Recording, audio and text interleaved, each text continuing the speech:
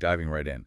Today, Friedrich Nietzsche. Ah, You got a whole stack of his works like, Beyond Good and Evil. yeah, Beyond Good and Evil, The Birth of Tragedy, Genealogy of Morals, even Thus Spake Zarathustra.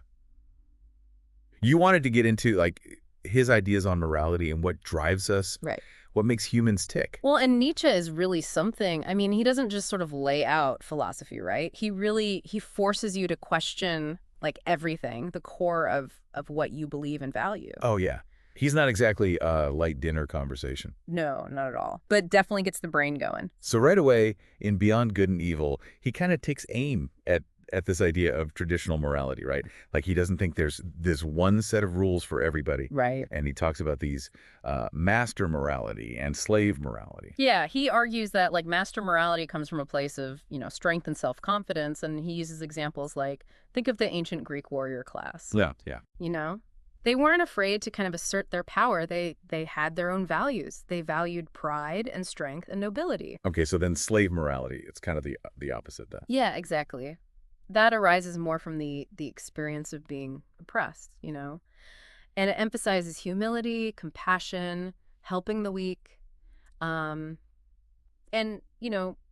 while these might seem like good qualities, Nietzsche argues that they kind of are born out of this resentment towards the strong, almost a way of coping with a lack of power. That's pretty intense. I mean, is he saying we should all just become like ruthless and power hungry? Well, not necessarily. I think the key takeaway here is that he wants us to be aware of these different moralities that are kind of at play. He wants us to examine our own values and ask ourselves, like, are these really mine? Yeah. Or are these just inherited from some system that maybe doesn't really serve me? Have you ever wondered why we consider some things good and others bad?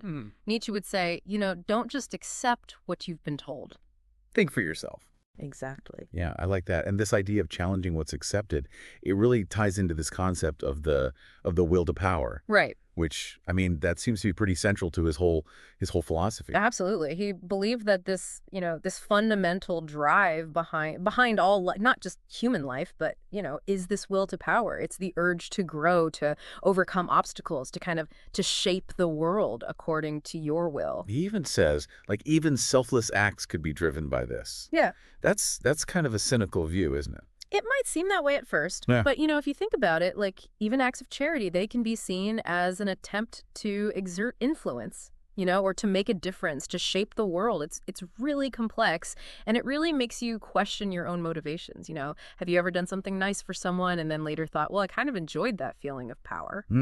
Okay, so moving on from morality, Nietzsche also had some really interesting things to say about art. And in The Birth of Tragedy, he uses this amazing analogy, Apollo and Dionysus, to kind of illustrate these two fundamental artistic impulses. Right. He saw Apollo as representing like order and beauty and reason, like think of, classical sculpture. And Dionysus, on the other hand, represents this chaos, this passion, the raw energy of nature. Think more like wild music, ecstatic dancing, just losing yourself in the moment. And he uses that image of roses growing from a thorny bush to kind of explain how the Greeks combine these two. Right. It's a beautiful metaphor, right? The beauty of the roses, the Apollonian perfection, it actually springs from this harsh, thorny Dionysian reality of the bush. And Nietzsche argued that the Greeks understood this, like duality. They used art to both confront, the terrors of existence, but also to create beauty from them. It makes you wonder, in our modern world, with all our emphasis on logic and reason, are we missing out on that Dionysian side? Are we too focused on those roses and forgetting about the thorns? It's a good question. He seems to suggest that a purely Apollonian approach, while appealing, maybe, ultimately could be limiting. Think about how this might apply to your own life. Are you drawn more to order and control, or do you embrace the chaos? That's definitely something to think about. Okay, so we've kind of explored his critiques of morality, these ideas about what drives us, even dipped our toes into art. Where do we go from here? Well, Nietzsche didn't shy away from the big existential questions. He grappled with, nihilism, this idea that life might be inherently meaningless. But he had a very, very unique take on it. This is where it gets really interesting. You ready to dive into the abyss? Let's do it. So, when you think about nihilism, right, Nietzsche didn't see it as just this, like, bleak, depressing philosophy. Right. He actually kind of identified these two types of nihilism. You've got passive and active. And that passive nihilism is, it's that feeling of despair, meaninglessness. You just sort of, give up on life. But active nihilism, that's much more dynamic. So active nihilism is more like, okay, there's no inherent meaning, but now what? Like, what do I do with that? Exactly. It's like you realize the old ways of thinking, the old values, they don't really work anymore. And it's this call to create something new. He even suggests that, this whole death of God thing, Right. the decline of religious belief, that could actually be a catalyst for this kind of active nihilism. So instead of just despair, it's like, all right, let's forge our own path and make our own values. Exactly. He believed that this process, this creating new values, that's essential for growth. For becoming who you are. Right. He wasn't about just blindly following any authority, whether it's religion or morality or just, what society tells you. It's like he's saying, don't just accept what you're told. Figure out what you believe in and live by that. Yeah. Yeah, and that really ties into another big concept for him, this idea of becoming. He didn't like this idea of static identity. Right. He saw life as this constant process of growth and self-overcoming. You're always like becoming something greater than you were before. And in Thus Spake Zarathustra, he uses that image of the Übermensch to kind of illustrate that. Right. I think a lot of people get that wrong. They think it's like this, superhuman being. Yeah. But it's more like a metaphor, isn't it? Yeah, you gotta. The Ubermensch or Superman, it's not meant to be literal. It's more symbolic of this like striving, this transcendence. It's about pushing your limits, embracing how dynamic life is, always changing. And that kind of connects to his views on history too, right? Yeah. In The Use and Abuse of History, he talks about the dangers of what he calls like an excess of history. Right. So he believed that too much focus on the past could really stifle creativity. It prevents you from really being present. Yeah. He said, history should serve life, not the other way around. So he's not saying to just ignore history completely. No. But don't let it like weigh you down or define you. Exactly. He says history can be valuable. Learn from the past, get inspired by what others have done, but engage with it critically. Use it to grow. Don't let it be a burden. Yeah. One thing that really strikes me about Nietzsche is this emphasis on like personal responsibility. Yeah. It's like he's constantly pushing us to take ownership, create our own destinies. Absolutely. That's a huge theme in his work. He was all about empowering the individual. He believed we each have this potential, this duty even, to be like a self-creating person. It's powerful, but man, it's kind of daunting too. It's so much easier to just follow the crowd, just accept the values you're given. Yeah. But he's asking for something way harder. He is, and that brings us to like one of his most radical ideas and definitely the most misunderstood, the eternal recurrence. Okay, yeah, this one's like a total mind bender. So it's this idea that everything that is happening will happen. Uh-huh. It'll all just repeat infinitely. Same joys, same sorrows. Just forever. Exactly. Now, he wasn't necessarily saying this is a scientific fact. It's more of a thought experiment. Right. A way to, challenge your values, how you relate to life. Because, if you really think about it, it's kind of terrifying. It is. What's the point of anything if it's all just going to, happen again and again forever? And that's the question he wants you to ask yourself. He thought, if that idea of eternal repetition fills you with dread. Yeah. It means you're not really living a life that you truly affirm. Mm-hmm.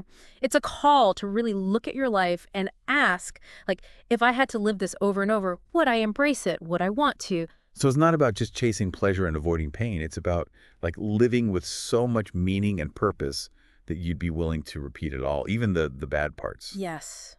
You got it. Embrace it all, the good and the bad. Find a way to say yes to all of it. It's heavy stuff, but I can see how it could be really powerful, really forces you to face your values. Yeah. Figure out if you're actually living by them. With all these like intense ideas we've been talking about, I keep coming back to this question of where does compassion fit in? Like we've been talking about will to power, self-creation, overcoming. It all sounds very, individualistic. Yeah, that's a question that's been debated for a long time. On the surface, Nietzsche seems to be all about strength, self-assertion, But then he also talks about love, creating values that affirm life, not just your own life, but life itself. So how do we reconcile those two things? It does seem like a contradiction. Yeah. Right? Yeah. On one hand, you have this will to power, this drive to achieve, but then compassion asks us to like step outside ourselves and consider others. Right, it's this fascinating tension right at the heart of his thinking. Some argue that, the focus on will to power leads to, like, ruthless individualism. Yeah. No room for compassion.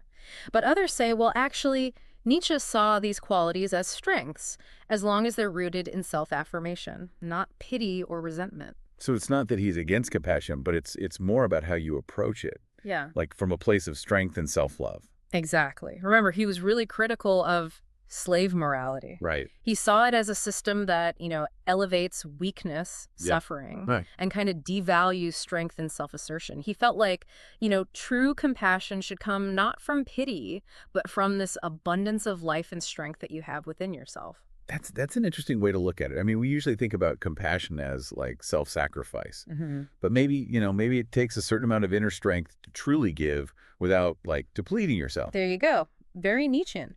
He believed that to really, love and affirm life, you have to first love and affirm yourself. And from that, then you can extend that genuine compassion to others without resentment, without pity, without self-denial. Wow, okay.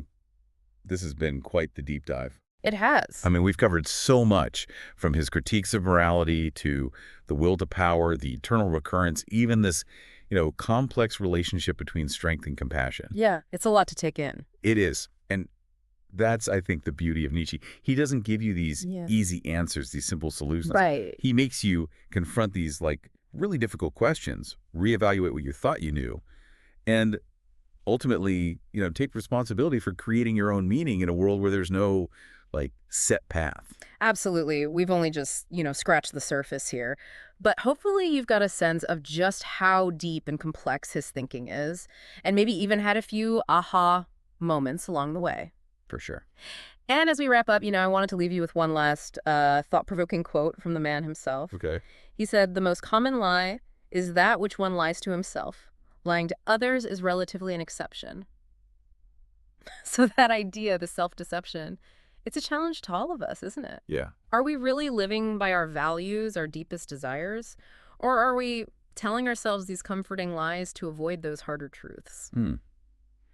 That is definitely something to think about. It is. So keep exploring Nietzsche. Challenge your own assumptions and see where your own will to power leads you.